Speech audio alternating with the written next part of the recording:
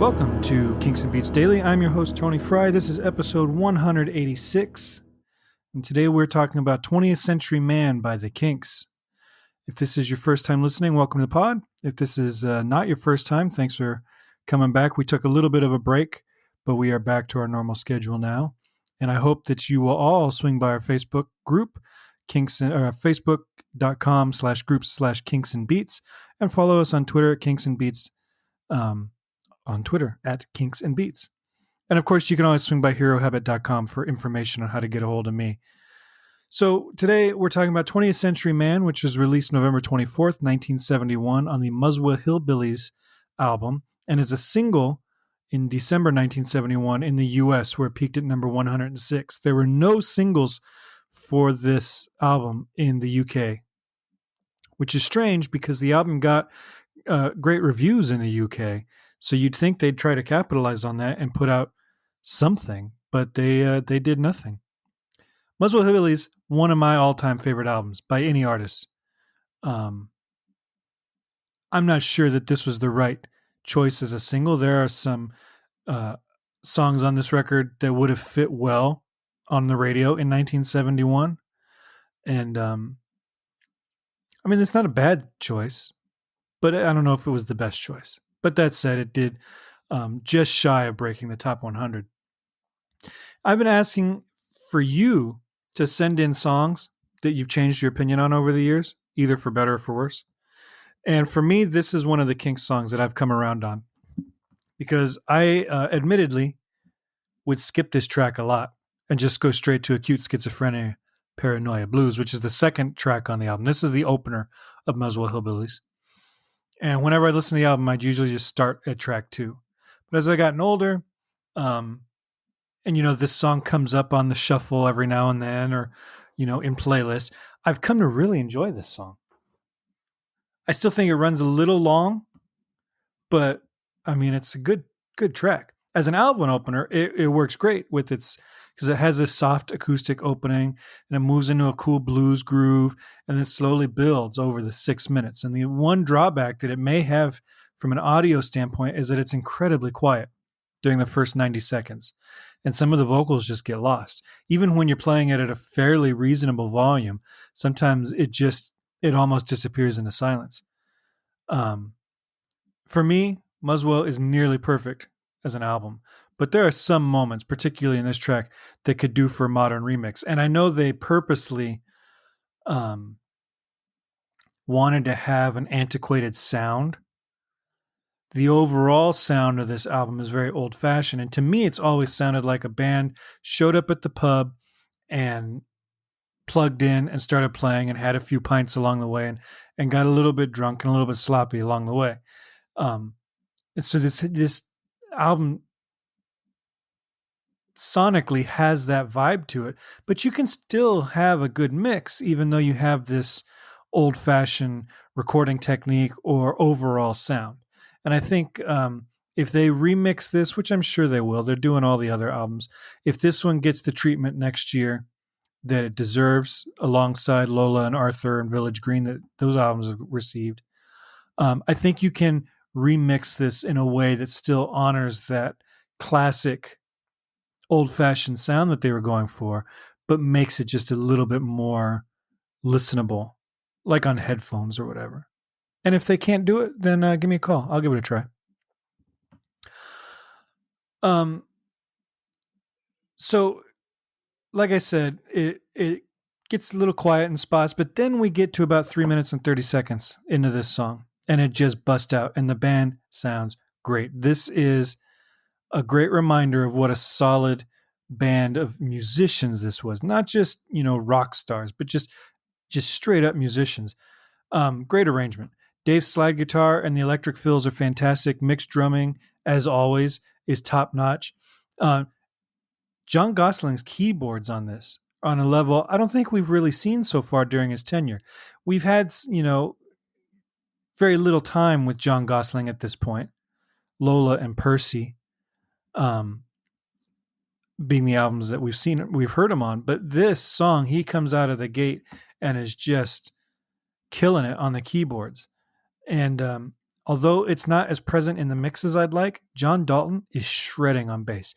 Listen to the last half of this song, and he doesn't even appear on the first half really. And I think that might have also been a mistake as far as the single goes, is you've got a single that, even though it's kind of a rock single, um, the first half of it is just acoustic guitar, vocal, and drums. And I think maybe having the bass in that mix as well would have made it a little bit better for radio. And then you can still build it by adding the extra layers of electric guitars and the organ and keyboard and all that kind of stuff.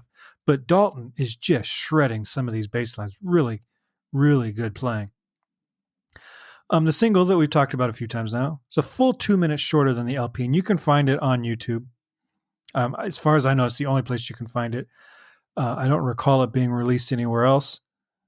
Maybe there's a legacy edition that I'm forgetting that's got the single edit. But, well, let me look right now while I'm talking. But you can find it on YouTube if you haven't heard it already. No, the legacy edition does not have it. So there you have it. Go on YouTube and listen to the single. It is shorter. It cuts out the quiet acoustic beginning and just goes straight into the groove. But like I said, it still suffers from the lack of bass and keys in the first bit. But once the track gets going, it's hard to believe that it didn't take off on the charts, because bands like The Band and Faces were doing tracks right in this same wheelhouse and getting hits off of it. You know, maybe not number one hits, but top 40. And to me, this always sounded like an album that the Faces wanted to make. You know, I hear a lot of similarities between the two bands sonically on this. As always, I'll never understand how the band chooses their singles or why they didn't get the respect they deserved, especially considering Lola is a massive hit just a year earlier, and this one doesn't do anything. You'd think there'd be enough momentum off of that single that this would at least break the top 100, just out of curiosity. Maybe it should have been marketed to country stations instead of rock. I don't know. But then this is the most rock song on the album. Who knows? Lyrically, it touches on a topic that Ray's explored extensively to this point, and it's also the focus on a lot of this album in general, which is nostalgia and the worries of losing touch with our past. You know, he sings in the first lines, "This is the age of machinery, a mechanical nightmare." So already you know where he stands on this. He's not really hip to this new world that he's living in. Then he juxtaposes, this is a great line, "the wonderful world of technology." So you think, you know, at surface, that's a admirable thing. But then you quickly learn that he's being sarcastic when he lists the wonderful world of technology achievements: napalm, hydrogen bombs, and biological warfare. Real happy stuff. He does reference the people in gray when he's discussing being born into a welfare state and being controlled by bureaucracy and the people in gray. And Here Come the People in Gray, of course, is the opening track of side 2 of the album. And if you listen to it, it kind of serves as a sister track to this one in terms of musical vibe. And obviously, as is referenced in this song, they are connected lyrically. Maybe it could have been a better single too, but what do I know? The track was recorded sometime between August and October 1971. There aren't exact dates known on this one, and curiously, the only exact dates available for songs during these recording sessions for Muswell Hillbillies are for 2 tracks that wouldn't even appear on the album. They'd show up later on the 1998 CD reissue as bonus tracks, but those are the only 2 songs that we know a date that they were recorded. And all of this album is recorded as the band is prepping a U.S. tour and negotiating a major new deal with RCA Records, which will have the next 5 albums of theirs. So it's a very busy time for the band, still riding high off of the Lola successes.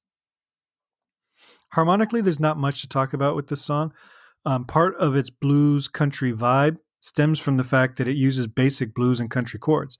And if you can play an A, D, E, and a G chord, you'll get through it pretty easily. One cool thing that he does on this is a a trick I always show my guitar students because nobody does it more than Keith Richards. But if you're playing like an A chord where you've got your finger across three, the second, third, and fourth strings, so play it like one finger instead of using three fingers. And then if you drop, so I'm on the second fret, and then I drop my middle finger on the second string at the third fret and my ring finger at the fourth string on the fourth fret. Now I'm playing a D chord.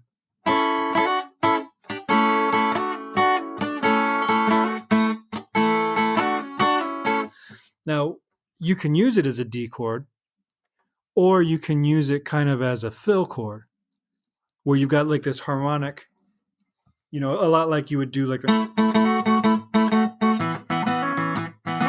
a lot like that. So you hear it a lot. A lot of riffs, rock riffs, are based off of it. Like. Wait, how's that go? I just forgot how to play it, but it's used a lot. So he's using that here.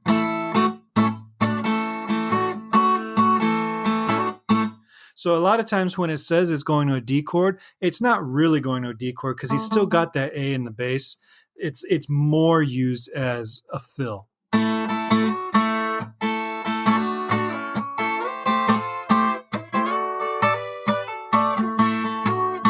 So that's a cool little trick you can do if you just want to add some fills to your rhythm guitar part. It's a really good acoustic guitar part that Ray's laying down, and shows off a little bit that, even though he's known as a songwriter and frontman, he is actually a very skilled and competent guitar player. During the bridge, he does shift to E minor, but it's still pretty basic chords in a pretty standard order. And that's not a criticism. There's a reason these things work, and it delivers the exact mood that the song in this album requires. Overall, this is still not my favorite song on what is one of my favorite albums. But like I said earlier, it has climbed up my personal chart. Musically, there's so much cool stuff happening, and it ends up being a great album opener, which is something the Kinks were really good about, especially in this kind of golden age of Kinks albums. I mean, you got albums that open with Victoria, Here Comes Yet Another Day, The Contenders, and this. Those are some solid album openers. So this is one song that I've changed my opinion on. Which songs have you changed your opinion on over the years? Give me a call at 925-494-1739. And whether it's good or bad, maybe it's a song you loved as a kid and you hate as an adult, or vice versa. I want to know what the song is, what caused you to change your opinion, and in what way your opinion has changed. And we're stockpiling these voicemails for a future bonus episode. So just give me a call, 925-494-1739. Of course, you can email me, kinksandbeats@herohabit.com. And you can get all the information you need about this podcast and everything else going on at herohabit.com. All right, that's it for me today. Thanks for listening. Make sure you subscribe wherever you listen to podcasts, and swing by iTunes. Whether you listen there or not, swing by iTunes and leave us a 5-star rating and review. All right, thank you so much. Talk to you next time.